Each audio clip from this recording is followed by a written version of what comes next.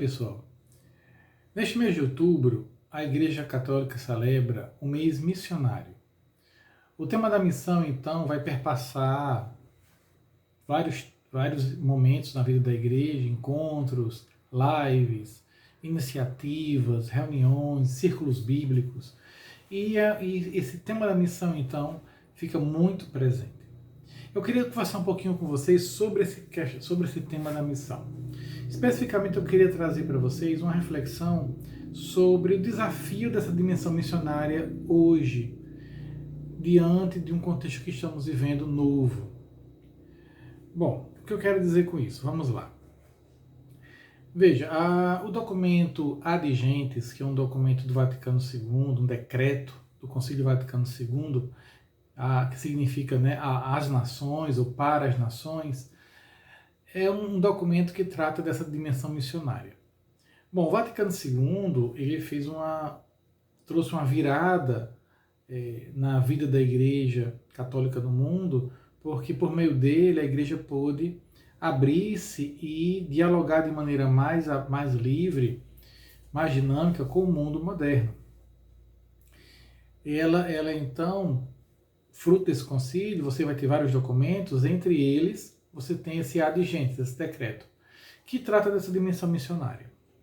Esse documento, ele traz muitas questões novas, né, porque ele tenta trazer uma releitura da ideia de missão, uma visão mais aberta, de diálogo, de encontro, né, de participação, mas ele também traz ainda presente o cunho ou a ideia da missão, de que missão é também conversão, né? Fazer as pessoas se tornarem membros da comunidade cristã, da igreja, não é? Fundar a igreja em lugares onde o cristianismo ainda não é conhecido. E essa perspectiva está presente lá, ainda no decreto. Por que eu digo assim, ainda no decreto? Porque de lá para cá tem se discutido muito essa questão missionária. Inclusive, é o desafio e a contradição, de certo modo, que essa dimensão hoje traz na discussão sobre essa questão na igreja. Por quê?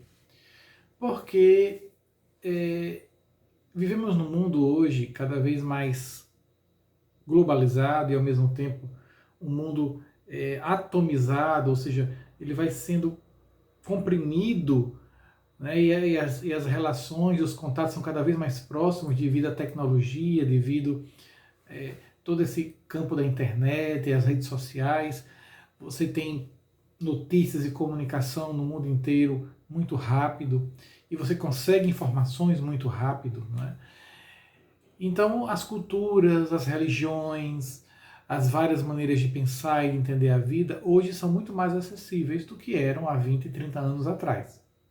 Eu poderia viver no Brasil há 20, 30 anos atrás e talvez nunca tomar conhecimento de existência de, por exemplo, 1 bilhão de pessoas que, como na Índia, por exemplo, você tem mais de 1 bilhão de pessoas que não acreditam, não conhecem o cristianismo, né? Ao contrário, elas seguem outro caminho religioso, né? O budismo, que também você vai pegar também bilhões de pessoas, né? Você vai ter, então, tradições religiosas diferentes que há 20, 30 anos atrás, talvez eu nunca tivesse conhecimento, né? Nunca chegasse até mim saber disso. Eu ia pensar que o mundo todo era cristão, todo mundo era cristão, que só havia o discurso cristão. Isso eu estou botando 20, 30 anos atrás para vocês perceberem que de lá para cá essa tecnologia botou a gente de pernas para o ar, né? Nesse sentido. Então, a gente se encontra hoje nesse mundo que todo mundo agora se comunica e você conhece essa realidade. Um mundo que incentiva o respeito, que incentiva o diálogo, que incentiva a tolerância, que incentiva também, inclusive, a liberdade religiosa. Ou seja, cada pessoa é livre para crer e viver a sua fé como bem entender, desde que respeite as leis, claro, né, a convivência social, mas todo mundo é livre para viver a sua fé, né? E eu, quando falo sua fé, não é só a fé cristã, é qualquer fé, né? O princípio da liberdade religiosa, inclusive, no próprio Vaticano II também vai trazer isso, né, se eu não estou enganado, no documento Unitatis Reintegratio, né, vai discutir essa questão da liberdade religiosa também, é um conceito que vai entrar na Igreja Católica também, e aí você tem aqui um elemento ou elementos que nesse contexto atual nos colocam numa situação talvez contraditória. Por que eu digo talvez? Porque podem haver outros caminhos. Talvez contraditória porque se por um lado se fala de missão, por um outro se fala de liberdade religiosa. Se por um lado se fala de ir anunciar o Evangelho, a mensagem do Evangelho, por um outro lado se fala de respeito às identidades das diferentes culturas, povos e tradições religiosas. E aí, como conciliar isso? É um desafio hoje para esse campo missionário. O que significa fazer missão hoje nesse novo contexto? Porque há 20 e 30 anos atrás, ou há 50, que foi a época do Vaticano II, né, quase 60 anos já, a ideia de missão ainda era a ideia de missão de ir aos povos, aos vários povos, a anunciar, testemunhar o Evangelho. Mudou somente a dinâmica de que se tinha uma ideia de imposição antes, né, que as pessoas precisavam crer para ser salvas, então você tinha que ir lá e a todo custo convertê-las, mas aí esse peso saiu no Vaticano II, porém conservou-se a ideia de que eu preciso ir testemunhar o Evangelho lá, e à medida que eu anuncio o Evangelho, eu ajudo aquela cultura, aquele povo a descobrir a riqueza, a beleza do Evangelho, e ali então se forma também a igreja, nasce a comunidade cristã ali. Quando eu falo igreja, estou falando simplesmente de instituição católica, mas a comunidade cristã nasce ali. Né? Então essa ideia continuou presente. Só que, como eu disse, de 20 e 30 anos para cá, especialmente, esses novos conceitos põem em xeque essa ideia de missão, mesmo que seja uma ideia mais respeitosa, de diálogo, de anúncio, de testemunho, mas põe em xeque. O que significa então fazer missão hoje? O que significa então levar o Evangelho, a boa notícia de Jesus a todas as pessoas? Porque esse é hoje o mote da missão. A missão é eu devo ser, como diz o Evangelho, sal e luz no mundo. E sal e luz no mundo significa dizer testemunha do Evangelho, testemunha de Jesus, partilhar com os outros a minha fé em Jesus, partilhar com os outros a mensagem de Jesus, a boa notícia de Jesus. E aí você tem a missão, então, ainda nessa perspectiva de anúncio, mas hoje o desafio é esse anúncio e, ao mesmo tempo, o respeito. Esse anúncio e conservar o diálogo. Esse anúncio, não é? Essa boa notícia do Evangelho, o Evangelho que deve gerar vida aonde ele é anunciado, e o desafio de respeitar as diferentes culturas e tradições dos povos. Veja, na Idade Média e na Idade mais, vamos mais para cá um pouquinho, no início da Idade Moderna, com as navegações e a chegada dos europeus aos novos continentes, os missionários que vieram, eles achavam que implantar o Evangelho, fazer a missão, era também implantar a cultura europeia, por exemplo. Eles não só anunciavam o Evangelho, mas eles anunciavam o Evangelho a partir do olhar europeu. Então, a língua, a cultura, os costumes que vinham junto com o anúncio do Evangelho eram a língua, a cultura e os costumes dos europeus que vinham para cá. Então, o desafio também é anunciar o Evangelho, partilhar o Evangelho com vários povos e culturas, sem violentar essas culturas. Veja, aqui eu não vou dar respostas, eu não estou aqui para dar respostas nesse vídeo. Eu estou trazendo aqui uma provocação sobre o tema da missão. Porque a missão é importante. Né? Nós cristãos cremos que Jesus Cristo, ele tem uma mensagem de vida para todos os povos. E que ele é o testemunho do amor de Deus concreto por nós, pela humanidade. E por isso todas as pessoas têm o direito de conhecê-lo. Veja, o direito de conhecê-lo. Agora, o direito de conhecê-lo necessariamente é a obrigação dessas pessoas se tornarem membros da minha igreja?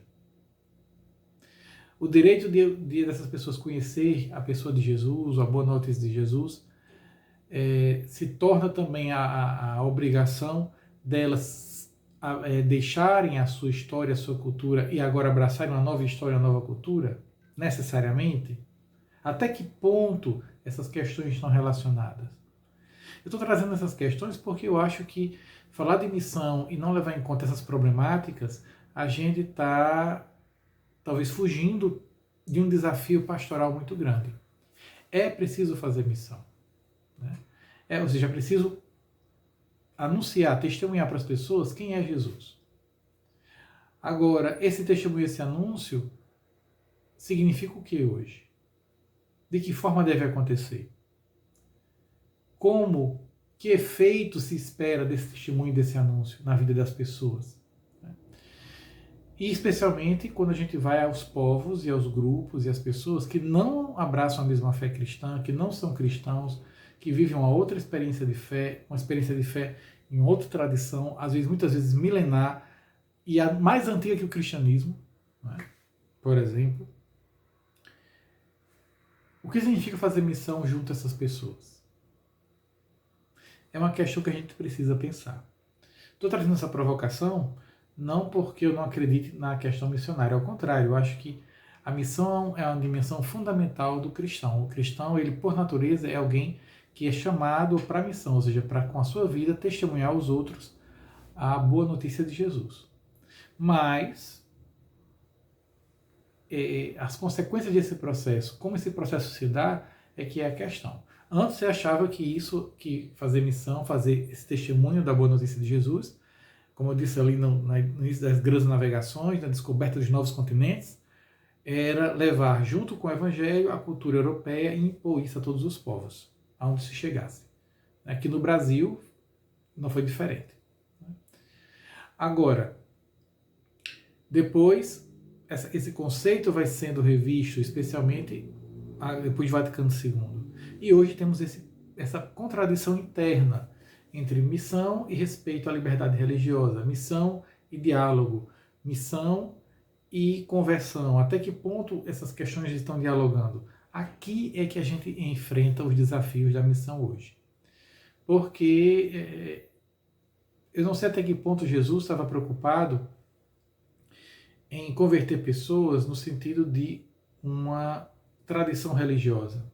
Ou se ele queria que as pessoas voltassem seus corações para Deus e para os valores do Evangelho, da sua boa notícia, que eram justamente a ideia de um Deus que é amor, que quer salvar toda a humanidade, e que essa salvação só acontece também se nós nos abrimos a esse amor e partilhamos entre nós esse amor, vivemos essa fraternidade entre nós.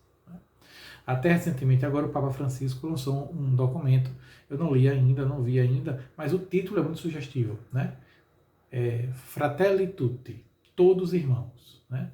Ele nem traduziu para o latim, em italiano o título, né? Fratelli Tutti, todos irmãos, né? É um convite muito interessante e muito provocativo nesse mês missionário, né? Será que fazer missão não seria nos tornarmos todos irmãos? No caso de nós cristãos, nos aproximarmos dos outros povos, das outras culturas, nos fazermos irmãos deles?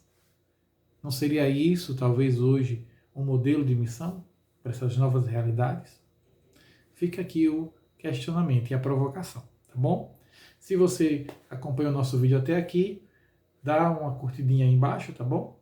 Isso ajuda a gente a fazer nosso vídeo se multiplicar e chegar a mais pessoas. Se você não é inscrito no canal, se inscreva aqui no canal, toque no sininho, que aí você recebe as notificações dos nossos vídeos. E também comente, né? Coloque embaixo seu comentário, sua sugestão, sua dúvida, né? Sua observação. Tudo isso nos ajuda a construir esse canal. Nosso objetivo aqui é podermos juntos construir esse diálogo. A gente quer teologar juntos, porque nós acreditamos que teologar é preciso. Até a próxima.